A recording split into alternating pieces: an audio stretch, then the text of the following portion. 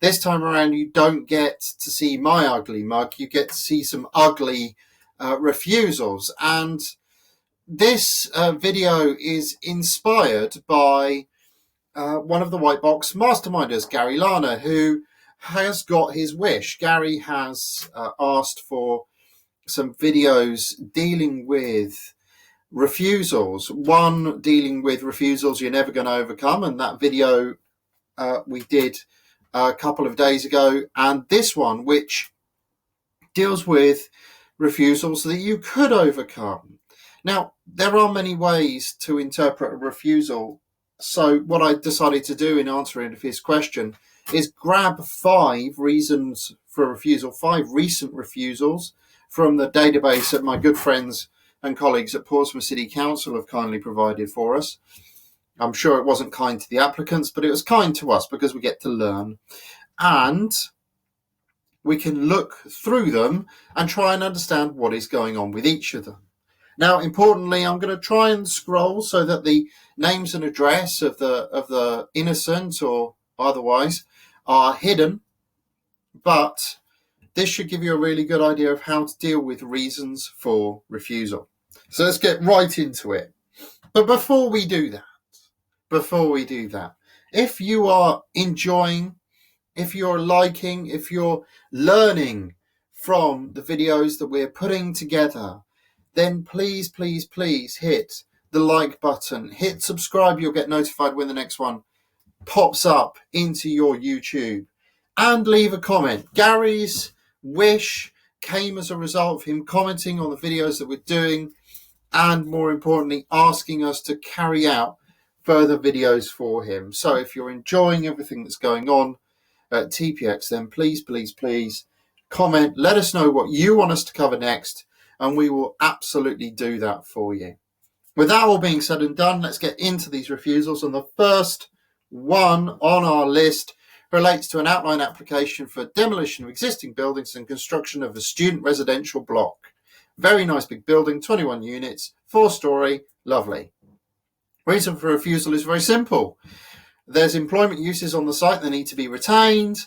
Allocation for ground floor employment uses needs to be done as well. The result failed to retain those employment opportunities, and therefore that was the sole reason for refusal. There's no other reason for refusal here. That was the sole one. The answer to this one is relatively straightforward then. We need to put employment on the ground floor. If that means we have to make the building slightly higher, then so be it. Let's make the building slightly higher, but we need to put employment on that ground floor level. Otherwise, the council are going to always have those policy points to come back with. Now, this isn't unacceptable in principle. Everything else is fine. One reason for refusal alone. But importantly, ladies and gentlemen, here we have a policy, we've got 2 of them, that basically say we want employment on the ground floor. That's what the application should deliver. Do that, and you get your planning permission, you get your outline, you can move on to the reserve matters stage. Remember, outline plus reserve matters equals full. Now, this very reason for refusal reflects upon the V in our victory model and the L in our land model. They both relate to the local plan. V in victory means verify against local plan. L in land means local plan allocation. You've got a verification and an allocation in this. So this covers V and L. If they'd started with those first 2 letters, they would have seen that policy and they would have not got this reason for refusal. Next, we have a 2-storey above existing garage for use as annex, installation of an external staircase. And we have a sequence of design reasons for refusal here. So this is all about the reality of the site, the R in our victory model. R equals reality. The proposal would, by excessive scale, massing, unsympathetic appearance, result in a visually discordant, overdevelopment feature, detrimental to, and there it is, a conservation area. Right. That would also come in as part of our I, intelligence. We would have done some homework on this site. Now, a better design solution may very well have won the day. It's all about looking at that reason for refusal. The second reason for refusal, again, are in our victory model, reality of the site. This basically says the staircase results in overlooking and a loss of privacy. How do we deal with that? We deal with that through privacy screens. We deal with that through many other mechanisms, to be fair. We could have even put the staircase inside, because I doubt the garage would have been necessary for car parking. So very much a case of, were they going for too much on the site? Were they trying to get too much on? Did they actually need a full story above the existing garage? Could that have been a half story? Look at the reality there. R in our victory model stands for reality, and this is a reason for refusal that failed to recognise the reality of its site. Nothing else there. Proactivity statement. That's very standard on pretty much every single reason for approval or refusal. It basically tells you how the council have worked well with the applicant, how they've played nicely. Right, next. St Catherine Street, Southsea. I know this site incredibly well because I dealt with the development next door. Construction of 3 two-bedroom townhouses with associated carports. Okay, so first reason for refusal is incredibly long, and undoubtedly you find those reasons for refusal where the council is trying to deal with a lot on the site. I know this site very well. It's only actually a site for 2 dwellings, and they've tried to squeeze 3 on. 3-storey building to accommodate 3 townhouses, would by reason of vertical emphasis in height, complex and untraditional roof form, wide palette of materials, failure to relate to the existing plot with built form, height scale on the south side of St Catherine Street. No shit, Sherlock. This is between bungalows and a 3-storey building, so this should have been a 2-storey building.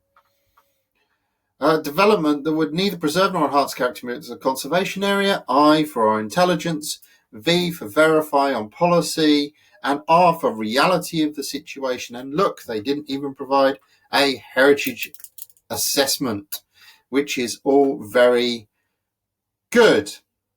Excellent. Well done them. Moving on to the second one, R for the reality and I for intelligence. Flood risk area. The flood risk assessment doesn't comply with the requirements of a specific flood risk assessment and therefore fails to adequately address the development's flood risk. Oh dear. Fails to provide site-specific finished floor levels, takes impact of climate change into account, and deals with a wide range of flood events, including extreme risks. Oh, dearie me. Right, okay, so we need a better flood risk assessment. Very, very simple and straightforward. Really sad, because I wrote the one next door at number 4. That was many years ago when I was younger, and I had better everything. In the absence, with the exception of life, because let's face it, my wife has made my life amazing. And I'm just covering that off there just so she doesn't get very upset with me. In the absence of a suitable agreement to secure appropriate mitigation measures. Oh dear. Right. So they also needed to do a legal agreement. Right. So 2 and 3 are easy to sort out. Just do better. 1 is about the reality of the site and its situation. The R in our victory model, R for reality. And I'll put a link to our victory model somewhere in the description. I'm sure I've done a video on it for you guys to enjoy, the victory solution to property and planning. Right. This one, Cranes Water Park in Southsea. We have 2 reasons for refusal, but the first one isn't really a reason for refusal. It's the proactivity statement, so we're just going to ignore that and move straight to RR2.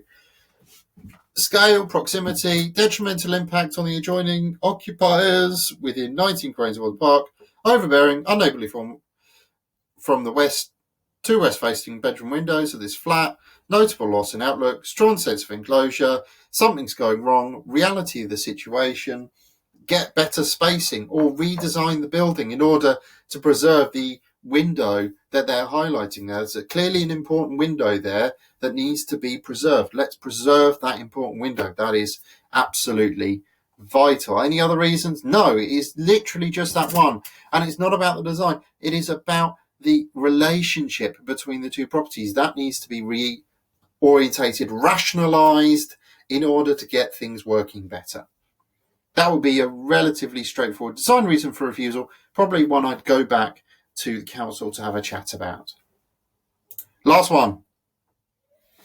a dormer.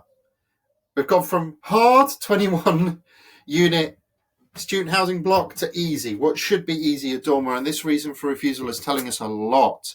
Ignore the scale, bulk and appropriate appearance of it and go straight to the external cladding material. That suggests to me that they've used polycarb or something that doesn't match the roof, which is why this is not permitted development. The simple solution could be to go back to the council and say, well, if we clad it in tile, then it is permitted development.